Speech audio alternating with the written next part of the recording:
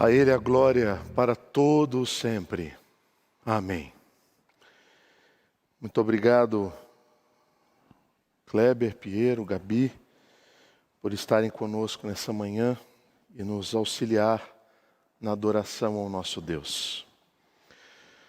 Nesse mês de maio, a Igreja Presbiteriana de Vila Mariana completa 78 anos de organização. Você que tem 78 anos ou mais, o que você deseja? O que você mais deseja nesta idade? Pensa aí. O que é que mais arde aí o seu coração? Eu creio que seja por saúde, não que você não tenha, mas é o desejo de continuar tendo. É o anseio por permanecer ou adquirir saúde, não é verdade? Por isso o tema da reflexão da mensagem desta manhã vai caminhar nessa linha. Igrejas sadias numa geração doente.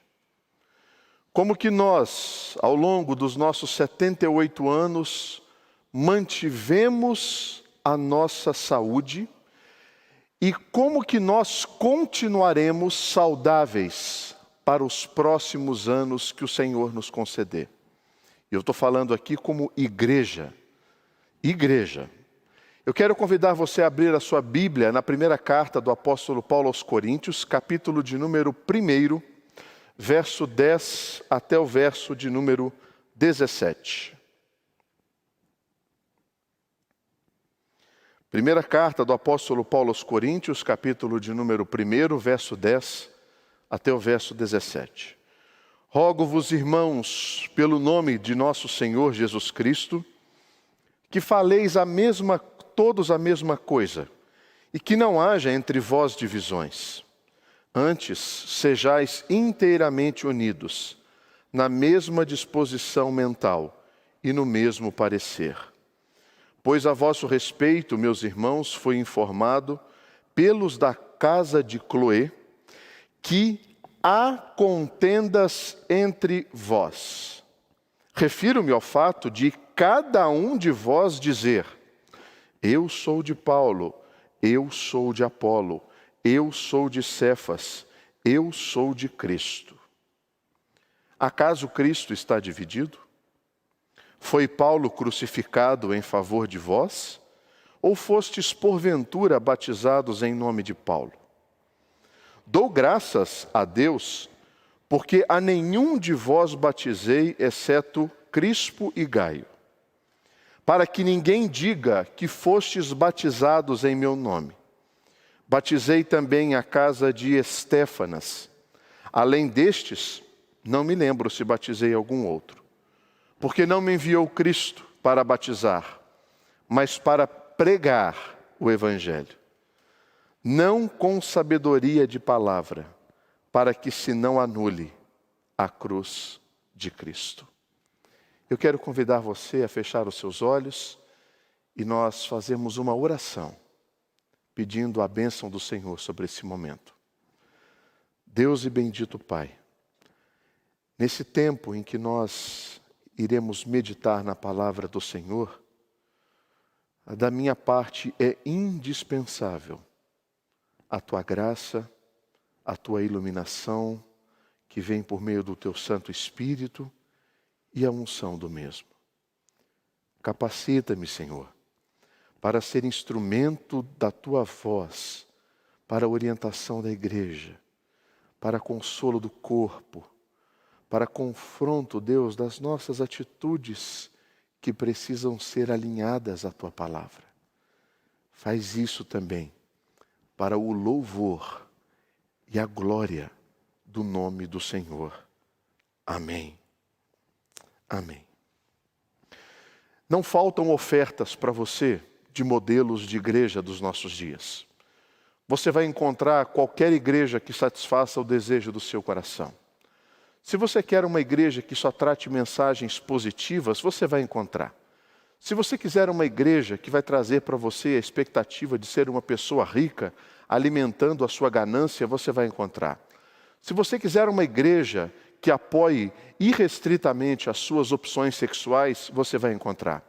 Se você quiser uma igreja que foque exclusivamente num estilo descontraidão, onde a palavra de Deus ela está entrelaçada em mensagens positivas, você vai encontrar. Não faltam opções. Contudo, é importante que numa geração doente surja e se estabeleça modelos de igrejas, parte do corpo de Cristo, saudáveis no meio de uma geração enferma. Porque são essas igrejas saudáveis que acabam se tornando relevantes numa geração que se perde na pregação do Evangelho, na comunhão dos santos e na especificidade do cumprimento da missão que Cristo deixou para a igreja. Se nós queremos nos manter sadios ao longo dos próximos anos, duas coisas são importantes antes da gente começar a falar especificamente sobre isso. Primeiro, nós precisamos de igrejas modelos. Nós precisamos de igrejas que sejam referenciais. Porque igrejas modelos, igrejas referenciais, elas acabam se tornando para nós pilares de sustentação no meio de uma sociedade enferma. A sociedade enferma é como um solo completamente arenoso, sem nenhuma estabilidade. Igrejas sadias promovem solidez, firmeza, segurança, sem aquela extrema preocupação de instabilidade, percebe? Então, um primeiro ponto, igrejas que desejam ser saudáveis precisam de igrejas modelos. Um segundo ponto, é imprescindível que igrejas que buscam a sua estabilidade física, emocional, espiritual na sua existência, é imprescindível que ela tenha líderes que também sejam modelos. O próprio apóstolo Paulo escreve à igreja de Corinto: sede meus imitadores, como eu sou de Cristo. O discurso de que você deve imitar a Cristo e não deve me imitar, porque eu sou um pecador, não cabe. E isso é um peso que recai sobre a minha vida, da equipe pastoral, dos presbíteros dessa igreja, dos diáconos dessa igreja e de cada líder, de cada ministério desta igreja local e de qualquer outra igreja em que você faça parte. Igrejas que sejam modelo e pastores e líderes que sejam modelos. Eu quero comentar com você agora dois aspectos sobre esse texto que nós lemos. O primeiro deles, eu quero falar um pouquinho sobre o contexto da igreja de Corinto, ou melhor, da cidade de Corinto, e depois a gente vai fechar o nosso foco e eu vou falar sobre o contexto da igreja de Corinto, tá bom? Então, a cidade de Corinto. A cidade de Corinto foi a cidade onde Paulo gastou mais tempo, uma das cidades onde ele gastou mais tempo. Ele ficou praticamente 1 ano e meio ali. Só em Éfeso que ele ficou mais tempo, ficou 2 anos. Depois ele foi para Filipos, Bereia, em Atenas, e que a passagem dele foi rápida. Depois que ele sai de Atenas, ele vai para a cidade de Corinto. Ele sai da capital da intelectualidade romana e vai para a capital da sensualidade romana. Atenas e Corinto foram cidades assim muito formadas e enfrentaram por isso 2 grandes problemas. O primeiro deles, da intelectualidade exacerbada. Era um centro de todo o academicismo, das discussões, da filosofia. Mas também, por outro lado, como toda mente muito aberta, ela acaba abraçando todas as coisas e viveu uma liberalidade sexual tremenda. Corinto sofreu também uma influência dos seus portos. Muitas ideias, muitas culturas, muitos povos caminhavam em direção àquela cidade. E naquela cidade se desenvolveram. Você já tem a percepção de que cidades que são litorâneas e portuárias normalmente são mais liberais do que cidades do interior?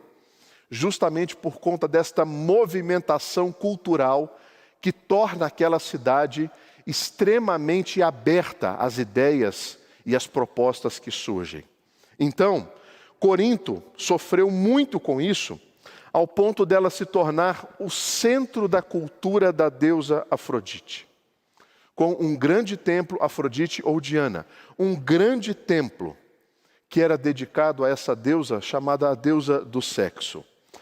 Havia também, os comentaristas afirmam, que 1000 mulheres, que eram chamadas de santas, que todas as noites expressavam a sua adoração à deusa Afrodite por meio de relações sexuais. Então, este era um modelo de adoração desta igreja. Então, você chega numa cidade em que as referências espirituais são essas, as referências intelectuais são essas, e o seu desafio é plantar ali uma igreja cristã, falando acerca de Jesus Cristo. E você está achando que falar de Cristo dentro de uma cultura diferente da sua é difícil? Pensa nesse desafio do apóstolo Paulo. E tudo isso publicamente, com a ratificação do Estado e da espiritualidade. E é nesse contexto que surge a igreja de Corinto. A igreja de Corinto, ela foi certamente a igreja mais difícil do pastoreio do apóstolo Paulo.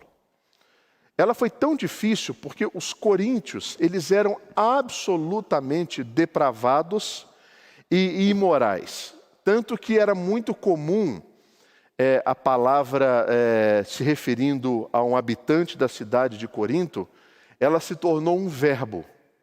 Então, quando alguém estava assim, caminhando de maneira muito imoral, eles diziam o seguinte: ah lá, está corintianizando. E está aí, ó, caminhando de maneira imoral. Também está corintianizando. O que você pode esperar disso? E é nesse contexto que ele vai plantar uma igreja. Então a igreja de Corinto, ela foi certamente o maior desafio do apóstolo Paulo. Ela foi uma igreja completamente dividida. Você viu que na leitura bíblica existiram os grupinhos. Nós vimos que existem os grupos. Eu sou de Paulo, eu sou de Apolo, eu sou de Cefas e talvez o pior grupo, aqueles que falavam assim: eu sou de Cristo. Não sou de nenhum desses, eu sou só de Cristo. Às vezes a gente lê e fala assim: ah, esse grupo aqui é o grupo firmeza, ó. Esse aqui é o que a gente pode botar a nossa fé. Cuidado. Porque dentro do contexto da expressão do apóstolo Paulo, ele está fazendo uma crítica a todos eles. Uma igreja com graves problemas morais. Um forte líder desta igreja, ele teve um caso com a sua madrasta. Uma atitude que foi censurada até mesmo pelos habitantes da cidade de Corinto. Já percebeu isso? Uma cidade completamente imoral, censurando uma atitude imoral. É porque essa imoralidade é muito grave. E aí, pode-se pensar o quê? Não, então a igreja tomou atitudes de repreender. Não. O apóstolo Paulo fala que eles acolheram esse líder, passaram a mão na cabeça dele e não agiram com dureza com relação ao erro que foi cometido. Não o repreenderam. Uma igreja com sérias distorções teológicas. Eles tinham problemas com relação à ceia do Senhor, falta de comunhão entre ricos e pobres, não esperavam as pessoas para comer. Eles tinham problemas na administração dos dons da igreja local. Durante 3 capítulos de Coríntios, o apóstolo Paulo bate duramente, dizendo e fazendo a distinção entre os dons.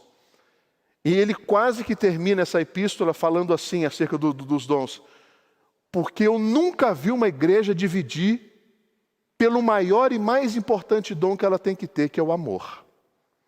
Igrejas se dividem por conta dos dons de línguas. Igrejas se dividem por conta das profecias. Igrejas se dividem por conta de outras coisas. Mas o dom do amor nunca divide uma igreja.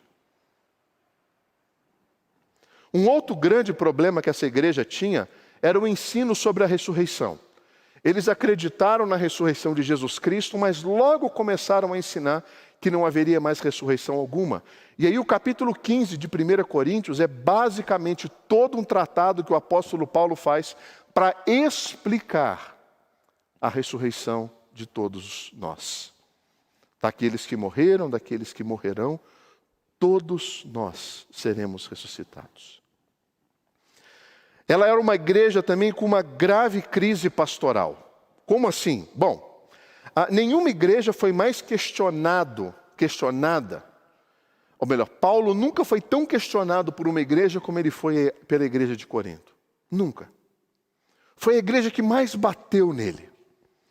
E eles faziam basicamente duas acusações acerca do apóstolo Paulo. A primeira delas, eles diziam assim: meu Deus, que pregação chata. O próprio apóstolo Paulo diz isso.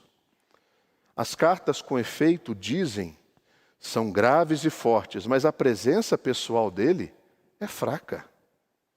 E a palavra é desprezível. Eles questionavam a sua postura de púlpito, dizendo: o que você fala é fraco e o seu conteúdo é desprezível. Uma segunda acusação que eles faziam ainda sobre o apóstolo Paulo é que: Paulo, você se secularizou, você abraçou a cultura do seu tempo, você é um pastor mundano. Ele diz isso na segunda carta aos Coríntios, quando ele recebe essa acusação. Só lembrando, Paulo escreveu 3 cartas para Coríntios, nós temos 2 canônicas, uma terceira não se tem essa carta. E ele diz assim: sim, eu vos rogo que não tenha de ser ousado quando presente. Servindo-me daquela firmeza com que penso, devo tratar alguns que nos julgam como se andássemos em disposição de mundano proceder. Estavam acusando Paulo de pregar mal, de falar besteira e de ser uma pessoa secularizada. Bom, por que você está usando, Gustavo, essa igreja para trabalhar a questão de uma igreja sadia em tempos de enfermidade ou de uma geração doente?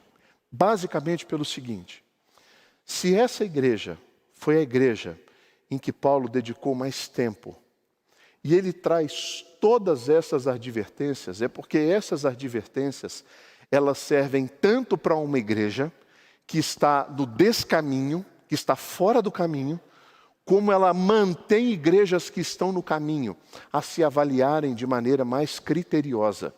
E esse é o meu objetivo. Ao longo desses 78 anos é inegável que a graça de Deus foi derramada sobre essa igreja. Milhares de vidas rendendo a Cristo. Centenas de pessoas servindo dominicalmente.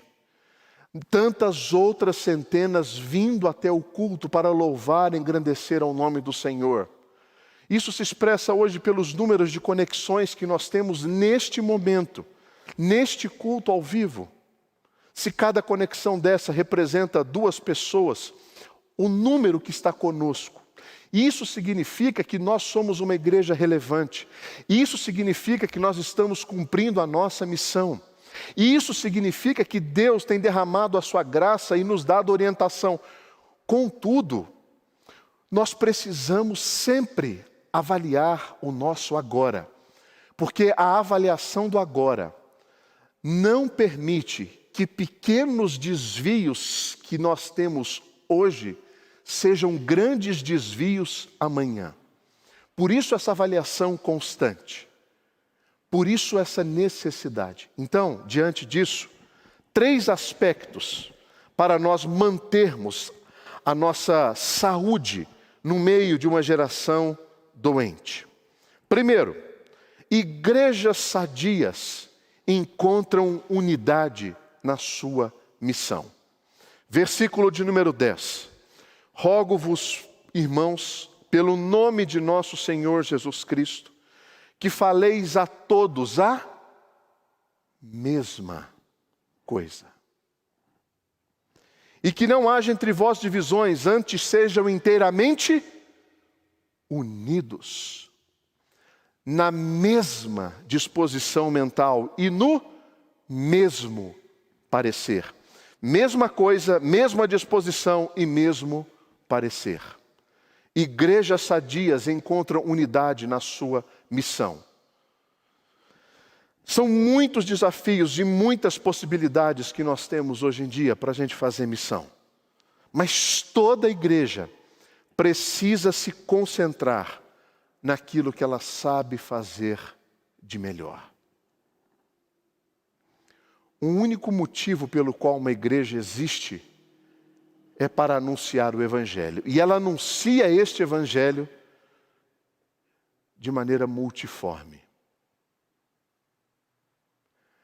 O Espírito Santo de Deus paira sobre a igreja. E Ele concede dons a esta igreja. Esses dons que são concedidos para esta igreja são os dons que o Espírito Santo deu para que a igreja desenvolva. Eu não posso querer desenvolver ou fazer missão naquilo que o Espírito Santo não nos concedeu os dons para exercer naquela área.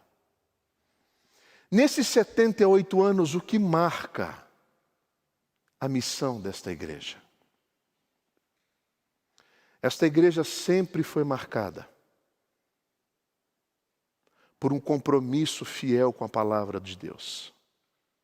Essa igreja sempre foi marcada por um ministério de louvor e adoração grande, pleno, saudável, que cresce, se multiplica e se desenvolve.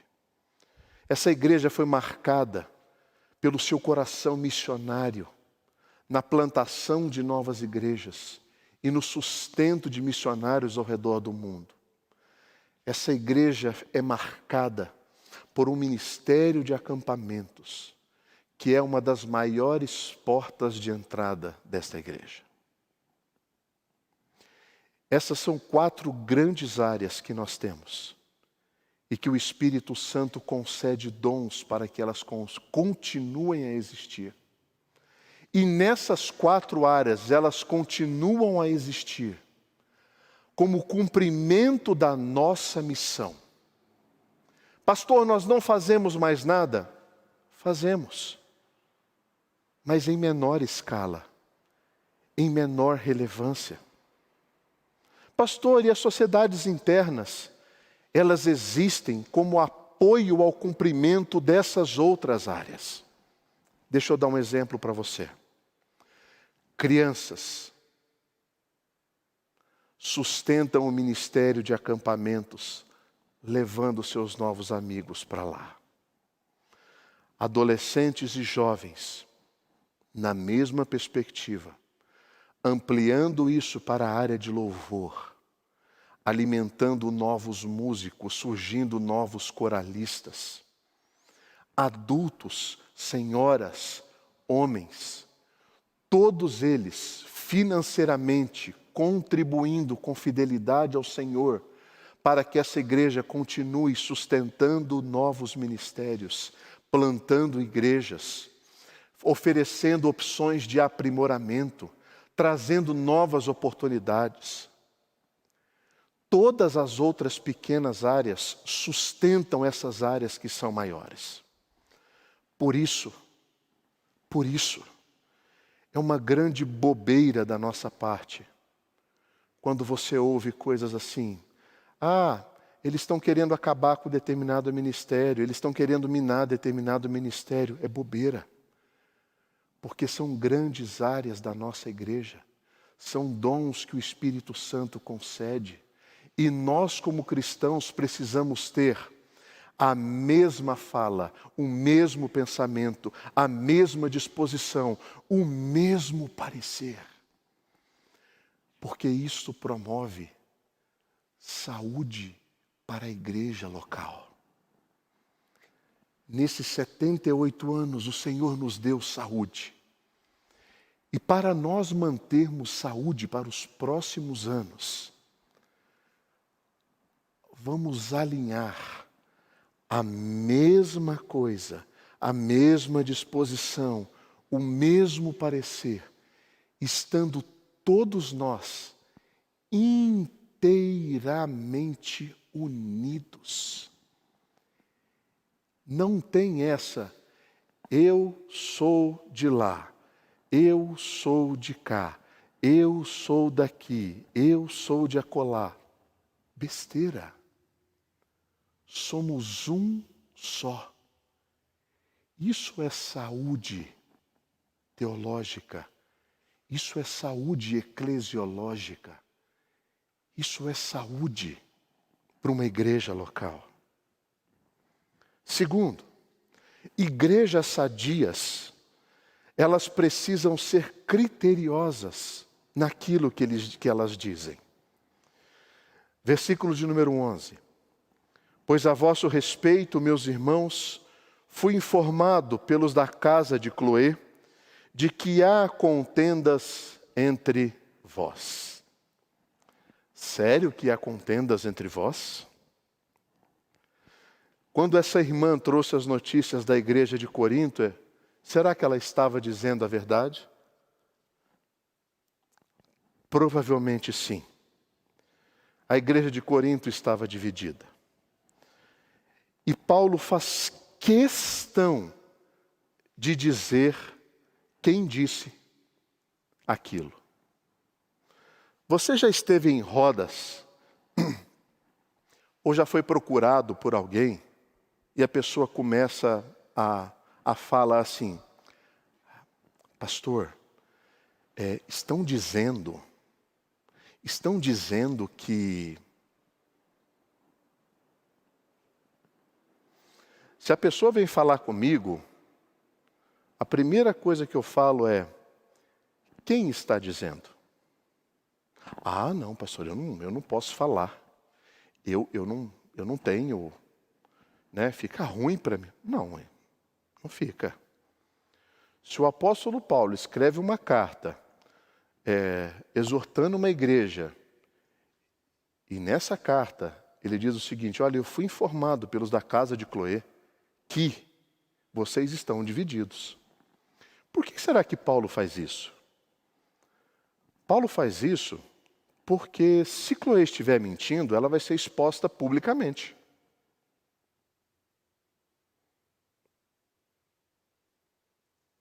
Nós andamos na verdade.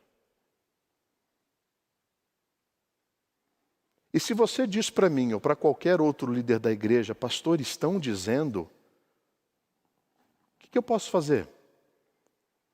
Eu não posso chamar a pessoa, eu não posso me explicar, porque eu vou me explicar para quem não disse. Então, igrejas saudáveis são igrejas que são muito criteriosas naquilo que elas dizem e falam, naquilo que ela comunica. Porque se eu sou informado de uma atitude como essa e alguém me dá um nome, eu chamo a pessoa para conversar, para esclarecer, para pacificar, para que ela ouça talvez os meus motivos, ou como o reverendo Marcelo disse, para que talvez ela ouça o meu perdão. Eu não tenho compromisso com o pecado, eu tenho compromisso com o arrependimento. Então, igrejas saudáveis são igrejas que são criteriosas naquilo que dizem e naquilo que falam. Para uma igreja ela poder ter saúde e causar impacto, ela precisa usar a sua língua de maneira muito cuidadosa. O pastor Rick Warren, a gente não gosta dele, ele tem umas coisas controversas, mas ele tem uma frase que é muito interessante. Ele diz assim: fofocar é transmitir informação quando você não é parte do problema e nem parte da solução. Que é mais ou menos como ouvir uma fofoca, é como receptar uma mercadoria que foi roubada.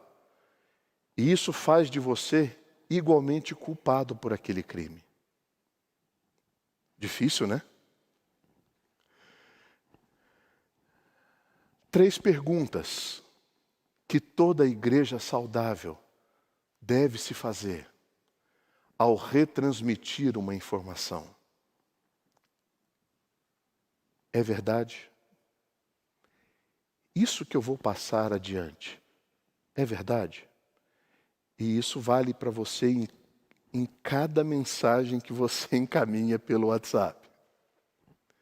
Em cada post que você faz no Facebook. É verdade? Isso vai edificar o corpo de Cristo. E edificar, entende-se, que vai fazer bem, mesmo que confronte, mesmo que isso promova dor, mesmo que isso promova atrito com o objetivo da resolução. E terceiro, ainda assim, eu devo falar? É verdade, edifica, e eu devo falar? Dessa maneira, nós criamos uma cultura de transmissão de palavras que glorificam a Deus. Quando os da casa de Cloé foram até Paulo, disseram assim: Paulo, escreve uma carta, ou vai lá, porque o negócio está feio. Eles estão divididos. É verdade, edifica, e precisou ser dito. Percebe? Com isso nós temos uma carta orientando uma igreja à sua saúde eclesiológica. Terceiro, igrejas sadias colocam a cruz no centro da sua mensagem. O apóstolo Paulo, quando ele escreve essa carta aos Coríntios, ele vai falar sobre a importância da cruz. Ela vai surgir logo nos versículos 18 em diante, até o final do capítulo de número 1. E ele também vai usar o comecinho do capítulo 2 como expressão deste zelo dele com a cruz de Cristo e do Evangelho do Senhor Jesus Cristo. Então a mensagem da cruz, ela é central em igrejas sadias. Nada é tão urgente numa geração de tanta superficialidade como a mensagem da cruz. Infelizmente, os nossos púlpitos, eles estão sendo substituídos por mensagens de uma teologia liberal, que fala assim: olha, Deus não tem tanto controle sobre todas as coisas. O Senhor Deus, Ele concede à humanidade muitas liberdades, e Ele não é um Deus intervencionista, Ele não é um Deus controlador, Ele não é um Deus déspota, Ele não é um Deus que está plenamente no governo. Está acontecendo também uma substituição das mensagens centradas na cruz de Cristo para uma mensagem de autoajuda. Já existe a terminologia, teologia do coaching. Presta atenção. São duas coisas muito boas, mas que não devem andar juntas dentro dessa mesma formulação. Se você é um coach, você tem o meu respeito, porque a sua profissão é digna. O que você faz é ajudar pessoas, é colocá-las nos trilhos, é fazer excelentes perguntas para que elas pensem a respeito das suas próprias atitudes. Se você é um coach, Eu quero que você saiba que eu respeito a sua profissão. Isso não é uma crítica a você. Até mesmo porque eu já participei de 2 processos que me fizeram muito bem, como homem, como marido, como pai, como pastor. Agora, este lugar aqui onde eu estou, não cabe ser substituído por aquilo que você ensina. Esse lugar aqui é para ser pregado a cruz de Cristo. O Evangelho de nosso Senhor e Salvador Jesus Cristo. O apóstolo Paulo disse assim: eu, irmãos, quando fui ter convosco, anunciando-vos o testemunho de Deus, não o fiz com ostentação. Não ostentei a linguagem ou de sabedoria, porque eu decidi nada saber entre vós, senão a Jesus Cristo e este crucificado. Esse lugar aqui não comporta autoajuda, não comporta mensagem que faça bem para o seu coração, mas anule a Cristo e a sua cruz. Não cabe. A igreja que se envolve com isso, ela deixa de lado a mensagem do Evangelho e abraça a autoajuda como sendo a salvação da humanidade. A autoajuda pode te dar um dia melhor, mas não te dá uma eternidade com Cristo. Somente a cruz de Jesus pode perdoar os seus pecados, pode curar as feridas do seu coração, pode perdoar cada uma das suas faltas diante de Deus. E somente a cruz de Cristo pode fazer a junção de um miserável pecador com um Deus santo, colocando esses dois em plena comunhão. Isso nenhuma autoajuda faz. Por isso que nós somos igreja e não somos um grupo de apoio para fazer com que as pessoas se sintam bem. Deus não tem compromisso com a nossa felicidade. Deus tem compromisso com a nossa santidade. A felicidade vem por meio daquilo que Cristo fez por nós. Ele nos deu vida. Alegrai-vos, tende por motivo de alegria o passardes por todas as provações. Alegrai-vos, outra vez digo, alegrai-vos no Senhor. Porque se Cristo é destituído do seu trono, se a cruz é destituída do cristianismo, nós não temos mais nada que nos diferenciar de qualquer grupo de apoio. E nós não somos um grupo de apoio. O símbolo do Islã é uma estrela e uma lua. O nosso símbolo é uma cruz. Isso identifica o cristianismo. E essa cruz, ela é agressiva. Porque nessa cruz foi derramado sangue. Nessa cruz foi consumado a justiça de Deus. Nessa cruz o preço foi pago. Nessa cruz Deus constituiu a comunhão com a humanidade, com todo aquele que crê que Jesus Cristo é o Senhor. Essa é a humanidade que Cristo uniu com o próprio Deus. Essa cruz, além de ser extremamente agressiva, ela é também exclusiva. Não existe nada que a substitua. Não existe nenhuma atitude humana capaz de auxiliá-la. Não existe nenhum posicionamento humano, dinheiro, capaz de comprar ou adquiri-la. Não existe nada que possa aumentar o seu poder, não existe nada que possa se comparar a ela, não existe nenhum outro caminho que promova o acesso a Deus que não seja pela cruz. Porque se eu não passo pelo sangue derramado na cruz, eu não tenho a visão daquilo que Deus fez. Se eu não entro por essa estrada, eu não chego nesse destino. Essa cruz, ela é agressiva, ela é exclusiva e ela é poderosa.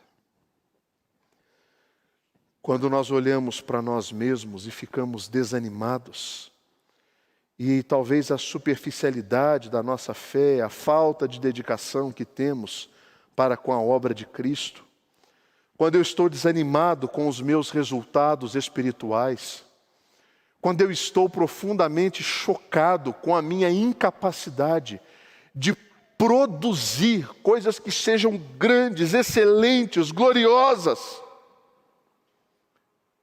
eu olho para a cruz de Cristo e me contento no poder desta cruz. Igrejas que são sadias, saudáveis, pregam a cruz, porque essa cruz nos foi dada como um farol numa geração confusa. Essa cruz nos foi dada como cura para uma geração doente. Essa cruz nos foi dada como restauração de uma aliança que havia sido quebrada diversas vezes pelos homens. Mas agora Deus estabelece uma aliança entre Ele e o seu Filho a nosso favor. Igreja Presbiteriana de Vila Mariana. Essa senhora de 78 anos, cheia de vida, cheia de saúde, cheia de missão. Você quer continuar saudável para os próximos anos? Então lembre-se. Vamos alinhar a nossa visão, a nossa missão. Tenhamos todos a mesma coisa, o mesmo discurso, o mesmo sentimento, a mesma palavra. Segundo, sejamos todos criteriosos com aquilo que nós dissermos. É verdade, edifica, ainda assim eu devo falar? E por fim, vamos colocar ou manter a cruz no centro de tudo aquilo que a gente fizer. Cada encontro dos menores, lá da UCP, a cruz está inserida, Jesus está inserido. Em cada culto público, que é a nossa maior concentração, a cruz está inserida, Jesus está inserido. Fazendo isso, nós mantemos a saúde eclesiológica desta comunidade cristã. Pastor, como que eu, membro, tomo partido disso? Isso não começa no grupão. Isso começa em mim, em você.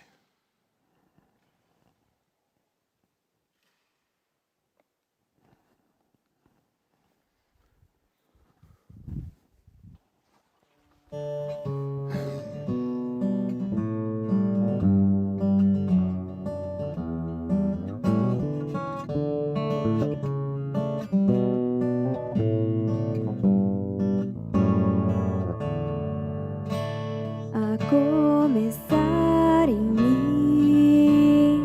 Quebra corações para que sejamos todos um, como tu és em nós, a começar em mim.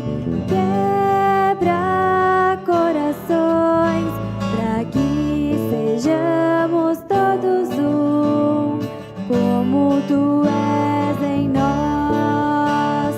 Onde há frieza, que haja amor, onde há ódio, perdão, para que teu corpo cresça assim, como a perfeição, a começar em mim. Quebra corações para que sejamos todos um, como tu és em nós. Onde há frieza, que haja amor, onde há ódio, perdão, para que teu corpo cresça assim, como a perfeição, a começar em mim. Quebra corações para que sejamos todos um, como tu és em nós. Senhor nosso Deus e amado Pai, essa igreja pertence a Ti, ela é do Senhor.